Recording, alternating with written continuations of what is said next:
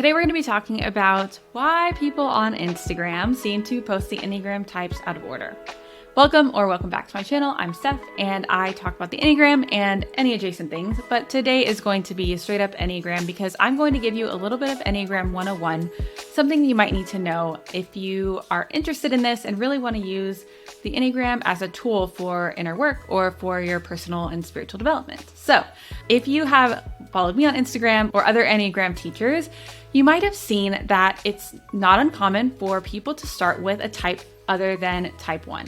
So a lot of the time I notice that people get into the Enneagram, they take a quick assessment and they're like, okay, this is my type. And now I'm off to the races. And there's a lot that's missing when we jump straight to understanding our type. Now that's kind of where we all start, right? That's where I started as well. But what I want to show you today is a little bit of a way to kind of zoom out and get more information on your kind of positioning within the Enneagram system. So the Enneagram is a system, and that is one of the really cool things about it. There are a lot of intricacies. It's a very complex and dynamic tool. So I hope that it can be really useful for you, but that also means that there needs to be a little bit more explanation. So here we have the Enneagram, and when I teach the Enneagram, I typically start with type 8. Now, that might be confusing, again, because it starts with type 1. So like, why wouldn't you just teach 1 through 9? But that's because I teach by intelligence center. So if you look at the Enneagram, you zoom out a little bit, you can see the diagram. 8, 9, and 1 are at the top, and they are in the body or gut intelligence center. 2, 3, and 4 are in the heart intelligence center, and 5, 6, and 7 are in the mind or head intelligence center. And in a lot of different areas of life, we kind of notice, oh, I have like mind, body, and heart, or mental, emotional, and physical well-being, these sorts of things. And the Enneagram really echoes that. And one of the very earliest Enneagram teachers, George Gurdjieff, actually talked a lot about how some of us tend to overdo one of the intelligence centers and how that brings up a lot of problems for us. And even though George Gurdjieff did not teach the Enneagram of personality, the way that we kind of think about the typology now, there's a lot we can still glean from the way that he taught on this topic. So the intelligence centers are really useful to know for that aspect. And also if you are a person who you think, I don't really see that, one, you might need to double check your type. I've come across a lot of people who think, oh, I am definitely not a heart type, and then they turn out to be a heart type, or I'm definitely a head type and they turn out to be a body type. So that happens a lot, and I see that a lot in typing interviews, but also it just might be something that you're not quite aware of yet. There are certain types that tend to be more aware of the force of their intelligence center in their lives than other types. So I will talk about that today as well. So first we have types 8, 9, and 1. They're in the body or gut triad. And each of the intelligence centers has this underlying emotion and really core emotional expression. And while we all have all the range of emotions, there tends to be one that's more central or it is kind of driving us more than the others. So for 8, 9, and 1, it's anger, or sometimes it's termed as rage. And because anger is an emotion that we often use when we're trying to make boundaries or set boundaries with other people, these types also have a relationship with boundaries, control. They really like autonomy, and they tend to be very interested in justice. Now, I will talk about type 9 in a second because sometimes 9s think I don't have boundaries at all. We'll get there. But for type 8, they tend to have this strong anger, and some 8s actually tell me they don't really experience it like anger, like they're not mad at something, but they have a lot of passion or a lot of kind of lust or vehemence for life. And that can come across sometimes as that intensity, or that can come across sometimes as just having a lot of high energy. Though with 8s, it's not like they're out looking for a fight, but if there is something that needs to happen, somebody that they want to protect, or if they need to protect themselves, they're okay with kind of using a little bit of anger to set a boundary or to speak up, to kind of confront an issue when it needs to be confronted. Then we have type 1s who kind of do the opposite. So 8s tend to push their anger more outward. It tends to be a little bit more kind of on the surface, but 1s tend to really repress it inwardly. So they become self-critical, and anger can seem more like resentment or really just frustration, but they often feel it's not really appropriate to express anger at all. And so 1s, you'll find a lot more of that tension held in their body or rigidity, things like that. And they can really have a hard time letting go and letting that loose a little bit, because they think a lot about being conscientious and actually having those boundaries around how do I act appropriately. It's not necessarily for the image of looking good. It's more so for like wanting to be right, correct, appropriate, ethical at all times. And so they can tend to be pretty self-controlled in that sense, but no one has perfect self-control. So you can be a 1 even if you don't feel like you're like the most self-controlled person that ever existed. Let's hop back to type 9 now. So 9s actually tend to do this really interesting thing where they kind of fall asleep to their anger. And so they actually kind of have this internal boundary of keeping the outside world out, the inside world in, and they kind of create this cozy, comfortable space for themselves. And that's how boundaries kind of work for 9s a lot of the time, where they just want to feel calm, they want to feel in harmony. Though a lot of 9s don't have much of a problem standing up for other people. So you'll see a 9, kind of speak up for somebody else before they'll speak up for themselves. So a lot of their work is actually about learning that they really matter and they have a lot to say and really valuable contributions to offer. All 3 of these types really move through the world instinctively, almost like a gut level. They sometimes will say things like, I don't know how I know this, but I know. It's like a gut level knowing of the next thing to do, the next decision they want to make. Even sometimes they'll tell me, well, I knew I wanted to do this, so then I went and researched it to make sure that my research would validate what I was already deciding to do. And so that's kind of one of the ways that comes across, and it's because they have that sense of intelligence that they can't necessarily explain. And in our society, we sometimes don't value that very much, but I think the Enneagram can be really validating in helping us to really experience and encourage and express these different types of intelligence beyond just, what comes from the mind. Next, we'll talk about the heart center. So 2, 3, and 4 are in the heart center, and all of these 3 types have a relationship or this core emotion of sadness. And sometimes it's taught as shame, but I actually have found that learning more about the Enneagram and more about this particular experience, I think sadness really fits, because all 3 of these types have concerns about image, identity, and relationships. And they're really focused on this sense of loss of their core identity in these different ways. And that creates a lot of sadness or mourning or grief. I think that's a really good way to describe it as well.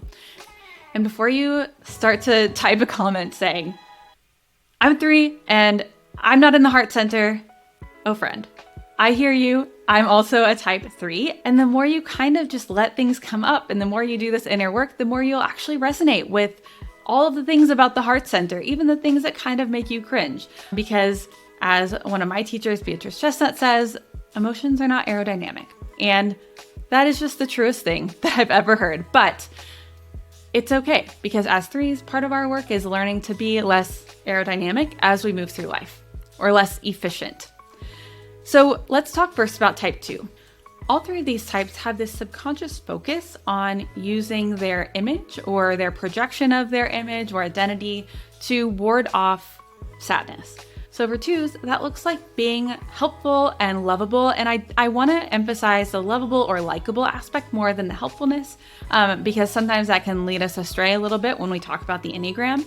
2s are really thinking about like, do you love me? And will you mirror my lovability back to me? So kind of how other people interact with the 2, often 2s are like, okay, if they seem to like me or if they seem to want me around, that means I'm lovable or likable. And if they don't, I got to do something else to make sure that I can maintain that positive connection and positive relationship. This can be an incredible superpower for 2s, but it can also be a real challenge that they have to work with and overcome as they want to grow to be more whole in themselves. And then we have type 4, and 4s actually do something really interesting. So 2s kind of projected outwardly. 4s kind of have this belief or this sense of there is some sort of identity, true identity and authenticity that is deep within me, and I am always searching and looking for more of it. So that it's very introspective, it's very much looking inward, and can actually kind of turn into navel gazing in the sense of always being like, I know there's more there. And so it is really around that sense of image and identity. And sometimes they can feel like I'm missing something. There's something that is not quite lining up for me and I'm totally missing this. And so that can be a real challenge for 4s. And they often project their image or their identity inwardly they do it a lot, but also they kind of express themselves, and they give a little bit of, they want to make sure that other people are able to see, like, this is what's different about me, or this is what is like really special about me. And that can be a main driver for 4s. And then let's hop back to type 3. So type 3, as you'll notice with type 9, they kind of do the both thing. So 3s have this sense of, they don't really know themselves very well. They're not really sure who they are or their identity. They think about it a lot, but what ends up happening is 3s project an image outwardly, or an identity that other people will like. Other people will think, oh, this is a really successful person, or this is a really high achieving person, or whatever those things mean in that context. So it could be like, I am the best mom at mom's group, or I am the most perfect yogi in the yoga studio. Whatever those things mean, 3s can really easily understand what it's like, and they match it naturally without actually having to try it. But the image part comes in because then they start to believe, I am the image that I project to the world. And so the sadness actually comes from that sense of loss, of not knowing the self very well. And that can take a lot of work to kind of claw back and reclaim as you go into your own inner work process. So just like 8s, 9s, and 1s all have that anger and the autonomy and independence and all of those sorts of forces working together, 2s, 3s, and 4s are always thinking about themselves in relation to others, and to some extent, and they're always thinking about their own image and identity and really wondering about it. Sometimes they spend a lot of time wondering about what is their truest self, who am I, those sorts of questions. So with being in the heart center, there's also that sense of emotional attunement, kind of something we think about a little bit as emotional intelligence, but it's actually a little bit different because it's not always doing like the most emotionally intelligent or appropriate thing, but it is an ability to sense what others are feeling and having the feelers out all the time for how other people are feeling and what they might want to do in response to that. Finally, we have the head types, or the mind types, 5, 6, and 7, and their core emotion is fear. So they have this underlying fear that they each do something a little bit different with, as we've already seen, but they also do this thing where they really process things mentally. So that goes without saying when it's the head types, but they have a lot of focus on security and strategy, as well as analysis. And I find a lot of head types, they think about the patterns they're seeing in their life, or sometimes they go to a new therapist and they are like, what is the model that you're using? And I need to understand this model. So they kind of pull it apart mentally and start picking apart things and puzzling through. And a lot of head types will say that they think in like flow charts or kind of mind maps, where they are really focusing on thinking through things in a more structured way than I think the body types and heart types tend to. So that's one of the more general things about the head types. But for 5s, their fear tends to be this underlying sense of, I will not have enough, I will be depleted.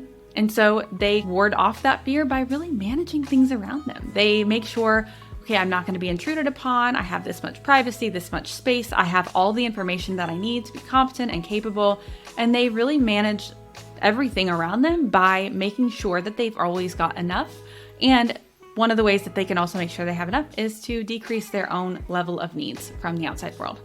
Then we have 7s who manage their fear by fleeing, right? So 5s do the fear inward. So they use kind of that security strategy and make sure, okay, I am managing everything inside of me, and that is how I can make sure that I am not going to feel afraid because I will not be depleted.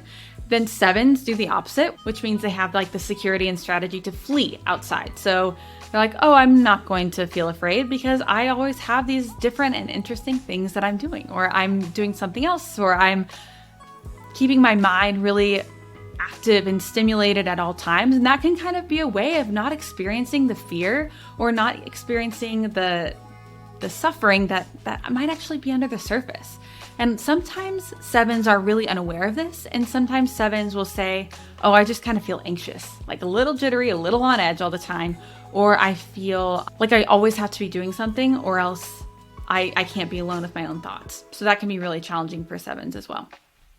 And then finally, we have type 6. And often 6s are a lot more aware of their fear than the other types in this intelligence center, because from early on, they're really aware of like things are not maybe as they seem, or things seem a little bit less stable than they seem, or a little bit unpredictable.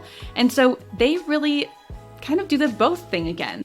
They go both directions. So whereas 5s flee inward and 7s flee outward, 6s go whichever way the threat is not at the moment. And a lot of the time, 6s end up managing their fear by planning ahead and trying to be prepared and trying to make sure that they're not going to feel like caught off guard or that they've thought through all the scenarios. But what ends up happening is that a lot of the time 6s just end up spinning because there's so much in life that is unpredictable and difficult, and 6s are so incredibly intuitive and aware of all the different things that might happen. And it's not like they're always thinking about worst case scenario. It's just that they're always thinking about something else might happen that somebody else hasn't already thought of. And so they're really planning and managing and thinking and processing all the time just to try to make sure that it doesn't go awry. So there are 6s who try to scare off their fear by conquering or moving toward whatever is making them feel a little bit afraid or uncertain.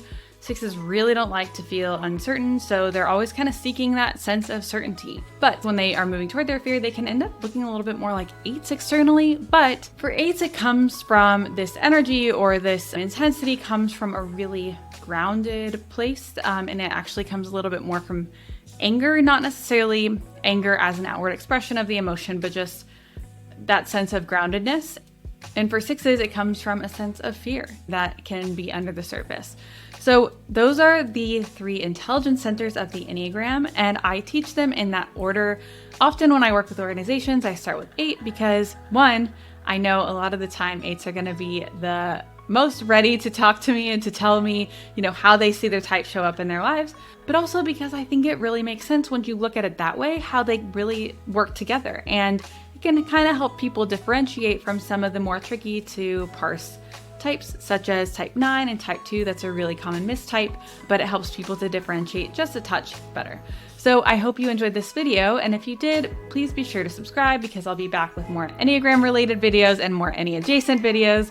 This one's a little bit longer than normal, but it's because I really want to put out a few videos that are going to help you get the lay of the land with the Enneagram, especially if you're new to it. There is so much interesting stuff to learn. I would not even say that I know all the things about the Enneagram yet because there's so much to know. But I have been teaching this tool and coaching with it and working with organizations for 5 years now. And so there is a lot that I can share. And please be sure to leave a comment. Tell me what you liked or what was different or new from this video. And please tell me what you want to see a video on. I would love to hear your feedback. Thanks so much for watching. Hope you subscribe and see you in the next video.